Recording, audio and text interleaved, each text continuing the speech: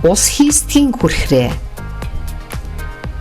Хөвсгөл аймгийн Цэцэрлэг сумын 2 дугаар багийн нутаг Дидэн Лүмб хайрхны баруун талд бай цэмих газарт Тэсийн голоос хойш орших ус хийстгийн хүрхрээ хэмээх байгалийн цогц үзэсгэлэнт газар бий.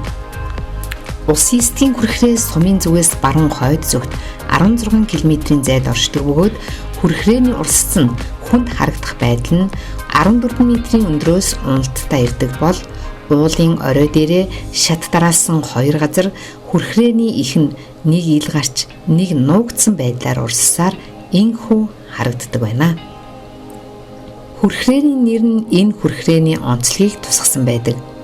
Хүрхрээ нь өндөр уулын оройд хөрсөн дор нуугдмал байдалтайгаар алгуурхан доошлохдоо уулын орой орчмоор ил гарч дахин хөрс хадан дунд нуугдан урсаж доошлон үндсэн хүрхрээ болж ирч хүчтэй хурдцтайгаар ус цацран буухтаа тухайн өдрийн салхины хүчээс шалтгаалan ийш тийшээ шилжин ус хийсэж байгаа мэт сэтгэлийг төрүүлдэг.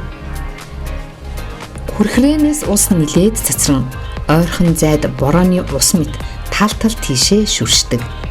Ийм онцлогийг нутгийн хүмүүс сайн ажиглаж ус хийстгийн хүрхрээ хэмээн нэрлэжээ. Хүрхрээний ойрхон нутагт шаврын голын ан амтан жимс ургамлаар нинэн баян хөндөй, Дидэн Төмб, хонгор азраг, алтан хөл, бухлах зэрэг сүрлэг уулс, Тэсийн голын хөндөй, Эренчин жугнаа, тунмал нуур, хүн чулуун ба бугын зураг төшөөнүүд 1995 оны газар хөдлөлтийн хагархаа зэрэг үзэх сонирхох зүйл их байдаг.